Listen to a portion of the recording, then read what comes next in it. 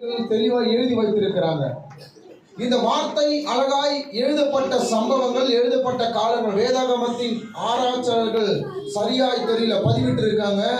ஆண்டவராக இயேசு கிறிஸ்து உலகத்துல பிறந்து அவர் மரித்து 59 ஆண்டுகள் கழித்து இந்த ரோமர் புஸ்தகத்தை எழுதியிருக்கலாம் என்று வேதாகமத்தின் ஆராய்ச்சிகள் தெளிவா சொல்லிட்டு இருக்கிறாங்க.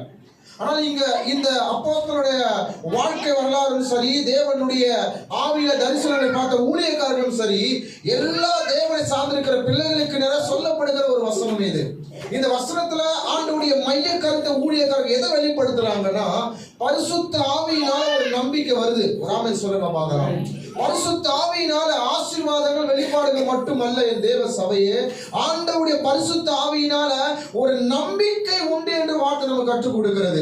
பரிசுத்த ஆவியானவரை குறித்து பிள்ளைகளுக்கு பேசுவது பெற்றோருடைய கடமைகள். பரிசுத்த ஆவியை குறித்து சபைக்கு பேசுவது ஊழியக்காரருடைய கடமைகள். ஒரு ஆமென் சொல்லுங்க பார்க்கலாம். இந்த ஒரு வசனத்துல ஆண்டவருடைய வார்த்தை தெளிவாக சொல்லுகிறது. ஒரு மனுஷன் குழந்தையாய் பிறந்து அவன் வாழ்ந்து அவன் வாலிபனாய் மாறி அவனுக்கு ஒரு குடும்பம் வந்து வேலை செய்து அவன் மரித்து போகிற வரைக்கும் இந்த ஒரே வசனம் ஆசீர்வாதமா இருந்தது. பிள்ளைகளை ஆண்டவருடைய வார்த்தை சொல்லி அழகை கற்றுக் கொடுக்கிறது.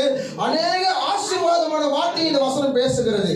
அநேக விதமான சமாதானத்தை இந்த வசனம் பேசுகிறது. ராமன் சொல்லுங்க பார்க்கலாம்.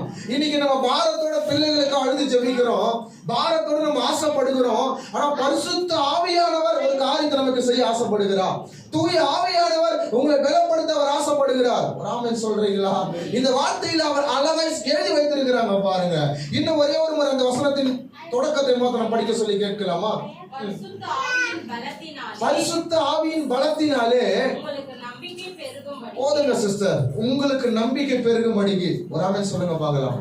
அன்பு பாப்பா குறிச்சு எப்படி படிக்க போகுது, எப்படி பிள்ளையை நம்ம வளர்க்க போறோம், பிள்ளையோட தேவை பெற்றோருக்கு கண்டிப்பா இருக்குங்க. ஒரு பதட்டங்கள் கண்டிப்பா இருக்கும். நம்முடைய பிள்ளைக்கு எப்போ ஒரு மங்களமான காரியம் நடக்கும், கட்டாயம் பெற்றோருக்கு இருக்கும். நம்மளுடைய பிள்ளை எப்படி சரியா படிப்பாங்களா, சரியா வேலை, கட்டாயம் அந்த பதட்டங்கள் இருக்கும்.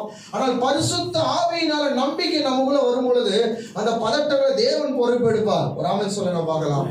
உங்களுடைய வாழ்க்கையில பாருங்க, கர்த்தர் உங்களுக்கு ஒரு வாக்குத்தத்தத்தை கொடுத்திருந்தாருன்னா, ஆண்டவர் உங்களுக்கு ஒரு பிள்ளையை கொடுத்திருந்தாருன்னா, அந்த பிள்ளைகளை குறிச்சும் அந்த வாக்குத்தத்தத்தை குறித்து நீங்க பயப்படாம இருங்க.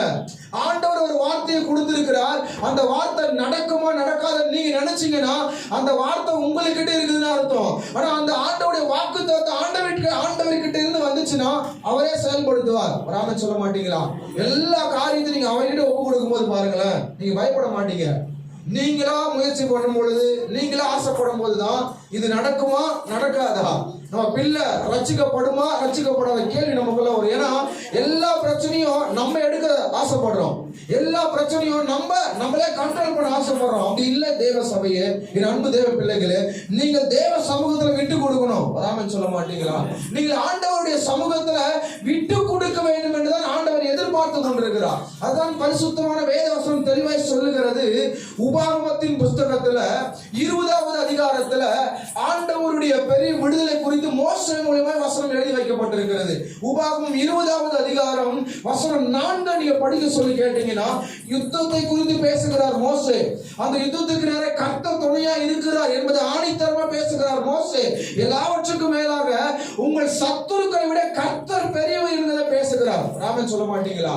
பரிசுத்த ஆவியினால உங்களுக்கு நம்பிக்கை பெருகிடுச்சுன்னா உங்க பிள்ளைகளுக்கு நேரம் நடக்கிற யுத்தங்களை நீங்க ஜெயிப்பீங்க. அன்பு தாய் தகப்பனே, உங்க பிள்ளைகளுக்கு நேரம் எழும்புகிற போராட்டங்கள், சத்துருடைய கிரியைகள், மாம்ச ரீதியான வியாதியின் போராட்டங்கள் எல்லாவற்றையும் கர்த்தரே யுத்தம் பண்ணுவார். சொல்லுங்க நன்றி இயேசுவே, நன்றி இயேசுவேன்னு சொல்லுங்க பார்க்கலாம். பாருங்க, உபாகமம் 20வது அதிகாரம் 4வது வேதவசனத்தை படிக்க சொல்லி கேட்கலாமா? உங்களுக்காக உங்கள் சத்துருக்களோடு யுத்தம் பண்ணவும் உங்களை ரட்சிக்கவும் உங்களுடைய பிள்ளைகளை உங்களையும் காப்பாற்றும்படி வாழ்க்கை வாழ பண்ணும்படியாக உங்களோடு கூட போகிறவர்